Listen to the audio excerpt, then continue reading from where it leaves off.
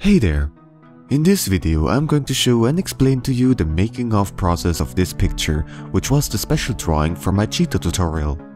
I will also tell you what the ideas and stories were behind it, and why I made it for those two lovely people, Proton John and Luca Jin. So let's get right to it. The layout is rather simple, basically just the sky and the horizon line. In order to make the picture look more dynamic, I curve it at the sides, kind of as if we look through a fish lens, not quite though.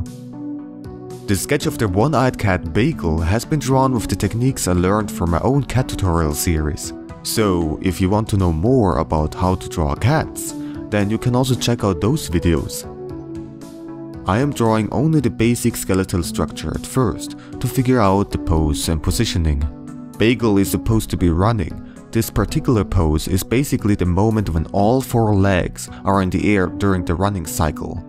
The hind legs just got done pushing him forward, while the front legs are stretched out, ready to make contact with the ground again. I chose this pose simply because I think it looks especially cute, with the tail pointing up and such. Doing the same for the cheetah too, and again I am applying what I learned from my own tutorial video. It is also running straight ahead and currently at the part where the front feet touch the ground and the hind legs are reeling forward. However, it's not focused on what is in front of it, but gets distracted by this small cat that somehow is outpacing it. In the distance you see Proton John and Luca Jin. John is quite angry at Bagel for chewing through yet another cable and running away with it. And Luca is just flabbergasted. She can't believe what she's seeing, just standing there with her upper body leaned forward to emphasize the motion of spitting out her drink. At the top part of the picture I zoom in on both of their goofy looking facial expressions. They can be very silly and make lots of people laugh in their own unique ways. And so I want this picture to make people laugh too. It would be fitting. Moving on to the second stage of the sketches to add more details. I simply used photo references and tried to make Bagel look like he does in real life. Fortunate for me that he is not some kind of unusual breed, so it is fairly easy for me to draw him. One thing I wasn't so sure about was whether or not to give him an eye patch. He is often portrayed with one on John's streams and fan art, but in the end I decided to leave it out, not that it really matters all that much. The cheetah's face is supposed to look so surprised that it's almost cartoonish looking. The eyes super wide open and its lower jaw hanging down. I love how dumbfounded it looks. The front foot that is in contact with the floor is quite stretched out to increase traction. I also had to draw Bagel and the cheetah slightly from the side at opposite sides, even though both of them are running straight forward parallel. I am simply following the perspective here. If I would draw both of them straight from the front, it would suggest that they are converging towards the viewer. Adding more details for John and Luca now. I love how goofy Luca's face looks like, and John got a super exaggeratedly large mouth to show even clearer that he is yelling in anger. When you cartoonify people, one of the most important characteristics would be their hairstyles. So Luca has a very long, slightly wavy orange hair, and John his reddish-brown curly hair at medium length. As far for the clothes, they both like to wear hoodies, so pretty simple to draw. Adding glasses and a toque on John especially gives him his typical look.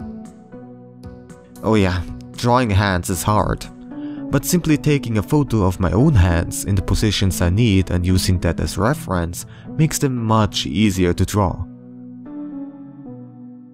As for the tiny versions in the back, I basically draw them just like in the zoomed in version, but much more simplified. In addition to hoodies, they both get jeans too. I think that is their preferred leg wear. Also, I'm sketching out the zoom in box, kind of like a speech bubble.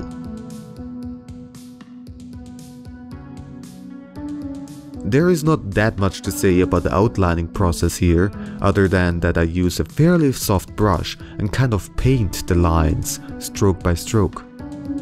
I don't care too much about making the lines perfect, since they are going to partially blend in with the colors later anyways. I do that by changing the color of the outlines and setting them to multiply. This is how I achieve a more semi-realistic look. The only downside of it is just that the color underneath has to cover the underside of the lines completely, otherwise there are going to be clearly visible gaps and spots. Let me tell you more about Bagel. The name simply originated from him looking like a bagel when he curls up. Luca came up with that name. As this picture already suggests, he can be quite mischievous. It happened plenty of times that he chewed through some cables, so they always have to be extra careful. I know how it is. My cat Hanami forced me to practice my soldering skills several times. Bagel is quite a hunter too, which is kind of unexpected due to him having only one eye. It turns out that he loves going outside, an adventurous little fellow who is strongly driven by his instincts. However, it also got him into trouble a couple of times, which makes his adoptive parents worry. He is a sturdy little guy though, and stubborn. Alright, here I am adding the grid of the floor. For that, I just imported a plain square as a repeated pattern and transformed it so that it converges towards the horizon. The pixels get kind of confused for the super thin lines in the far background, so I have to make some corrections. There is probably a more efficient way to do this while making sure that the squares are still actual squares without too much distortion, but oh well, it still works. And then I used the mesh transformation tool in order to evenly curve it, more so in the horizon than at the front. And then I'm going for the base colors, later it will be changed to plain white. For now I just need a color that has a good contrast to the white background and black lines. I talked about covering the underside of the lines with color before. What I do now is copy the lines, color them, and merge them with the base color layer. Some fine adjustments are still needed, but it still makes the whole process significantly faster. The reason why I have this layer is just simply because I can later clip all the layers for shading, colors and textures to that base color layer and not have to worry about staying inside the lines. Now for the colors of the background. This whole picture is strongly influenced by the retro wave style. Not only am I a fan of the type of music, but also I like the visual aesthetic of those album covers and music videos.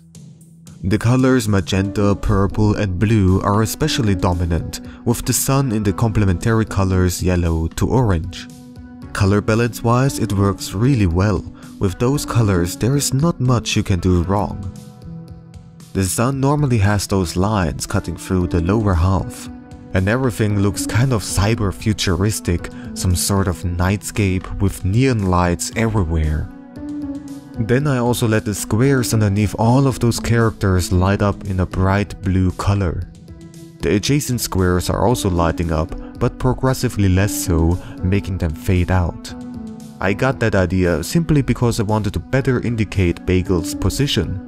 He isn't in contact with the ground unlike all the others, making it hard to judge how far up in the air he is. But those lights give the viewer a much better idea above which squares he is running and how high he is sleeping. As for the color palettes, for the cheetah I just used the normal ones that I also used in my tutorial. And for Bagel, as you can see, I simply picked out the colors from a photo that had decent lighting and went with that. The colors actually don't matter all that much, because later they will be strongly changed so that they fit the colors of the environment. I probably could go with purples and magentas from the get-go, but this way is also fairly easy, if not even easier. Starting with the shading now. This time I went for a self-shaded look. It fits the overall style of the picture more than realistic shading. But I also work in a lot of gradients and fade-out effects, utilizing layer masks. When using cel shading, I got to make sure that I still convey the texture of the fur. This is basically the most time-consuming part of the shading process here. There are two light sources, by the way, the light from the ground underneath them and the sunlight at the back. Therefore, the top will remain the darkest. The shading takes quite a while, so let me tell you more about John and Luca. Well, ladies first. As I already mentioned in my Cheetah tutorial video, Luca is a really good artist too. If I remember correctly, she even went to art school. Her drawings are absolutely gorgeous. Especially her horse drawings, which makes sense since she loves horses and had a lot to do with them in her past. Also, she's absolutely hilarious. Her Let's Plays on YouTube and streams on Twitch are always super entertaining. I can highly recommend them. Her humor can be very silly and immature, you know, farts and poopy and the like. But I gotta warn you, sometimes the jokes are only suited for more mature audiences. Yes. John nowadays is mostly streaming on Twitch. He has all sorts of different programs for his Twitch streams, where he plays games from his vast collection. Right now when I'm writing the script, his backloggery says that the total number of games in his possession is over 9,000. That is a lot.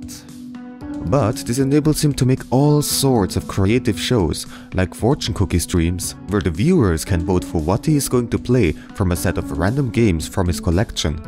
His streams are often quite chaotic, but that's also part of the reason why they are so entertaining to watch. You never know what to expect. Every stream of his is very unique. And one part of his streams I especially like a lot, the art blocks.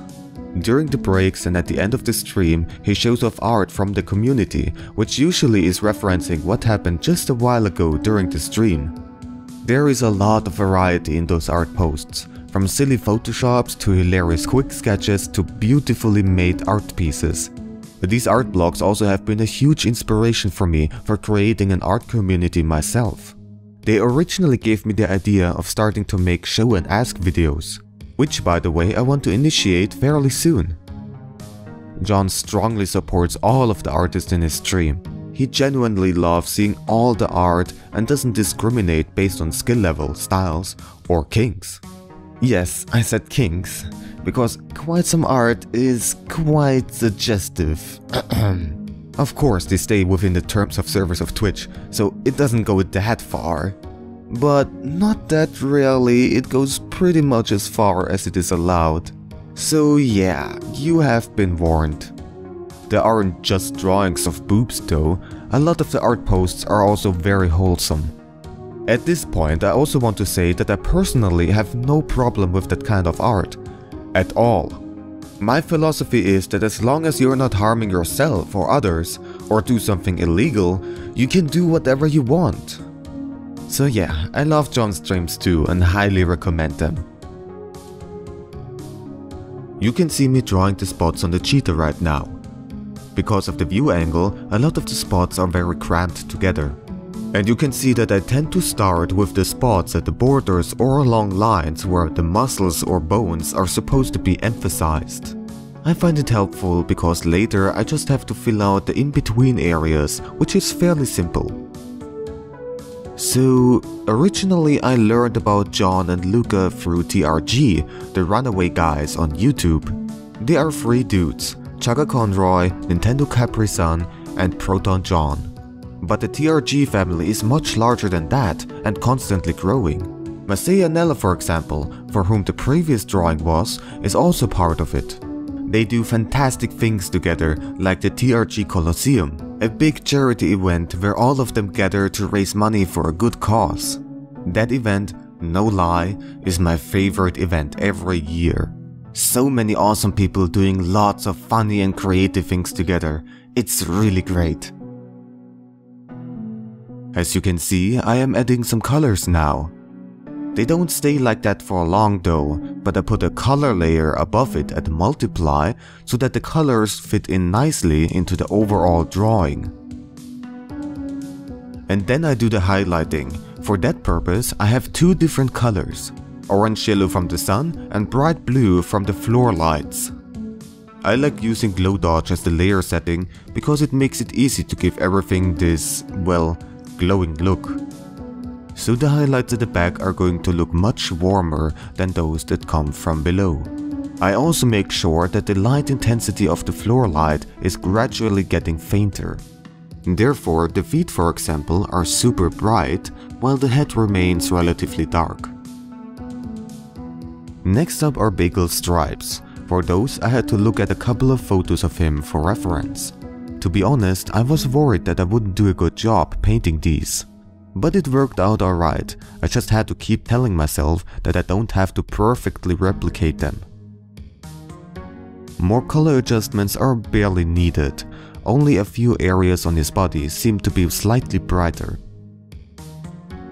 And the highlighting basically is done the same way like with the cheetah. I made sure that the cable and power plug, especially the metal part, are extra shiny looking. And those materials are more reflective than, for example, Bagel's fur. Now adding the mountains in the background. I kept those really simple, used a polyline shape tool and made a bunch of random spikes. The only thing I was paying attention to is to make the mountains larger at the sides of the picture to emphasize the overall curvature.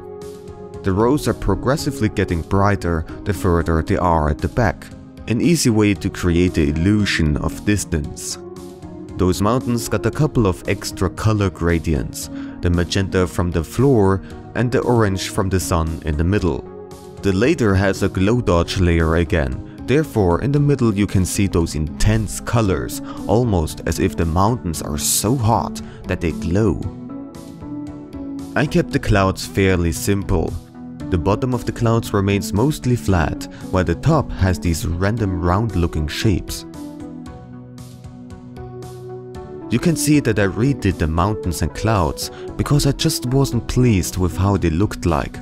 The mountains were too spiky and the clouds didn't properly follow the curvature of the picture.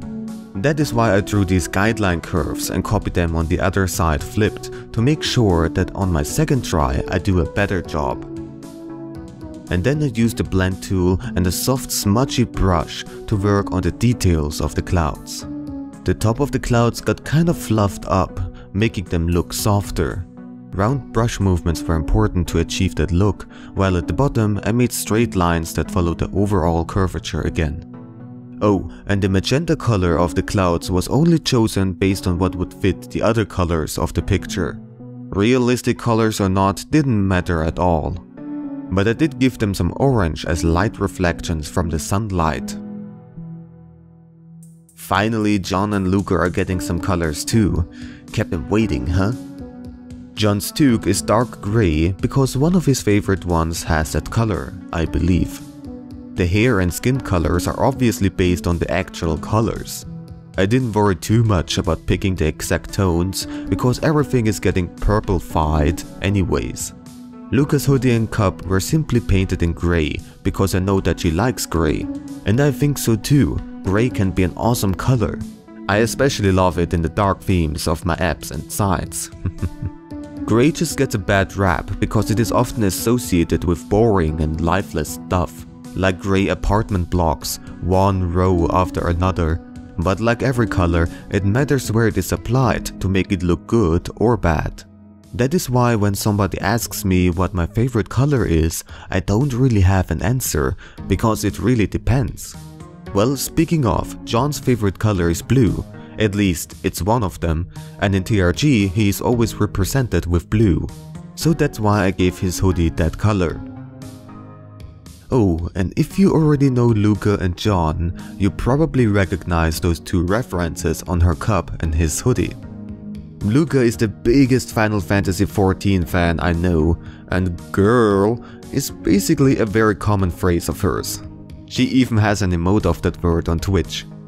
And that egg with sunglasses is a reference to Resident Evil 5. You will give me an egg! That line from Wesker. And at the end, a tiny extra detail, a small crown as a reference to Rosalina. It's probably better if I don't explain the story behind that here though. Adding the highlights again, the metal cup had to be extra shiny. And to achieve that metallic look for a cylinder shape like that, I simply made several lines for the reflected light instead of just one. Luca's hair of course had to look super shiny too, to emphasize its silkiness. I already said that I love their gaming content, and I especially love it when they make Let's Plays or streams together. Their dynamic is great and they are both super hilarious. Now this effect here I actually wasn't planning but spontaneously got the idea for. Some sound volume bars coming out of the floor lights. I just made a rectangle with round corners separately, imported that picture as a repeated pattern and cut out the segments that I needed. I transformed them so that they still followed the perspective. I had to do it in steps of 3 columns per square instead of doing the complete wall at once. The distortion of the floor is probably to blame for that, but that's okay, it didn't take all that much longer.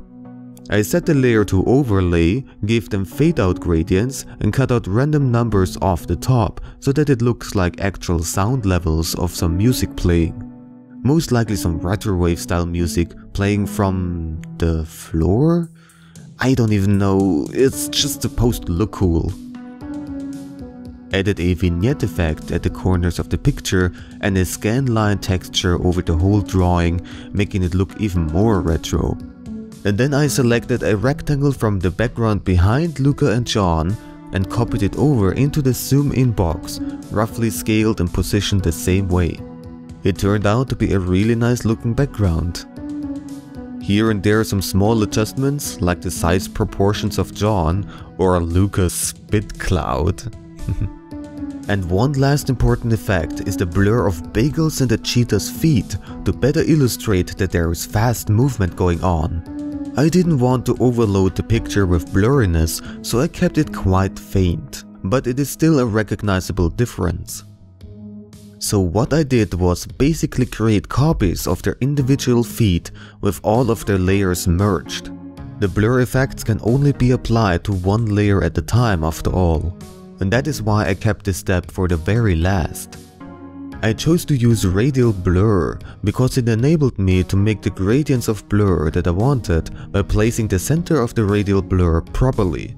This required a lot of trial and error. And that's it. Here is the final picture once again. Even though I didn't have much prior experience with drawing something in this retrowave style, it was a lot of fun to make and turned out much nicer than I expected. Alright then, if you want to watch the tutorials that I have been mentioning in this video, you can check out the description. You can also find many other links and info there. Thank you a lot for watching. Have fun drawing and see you next time.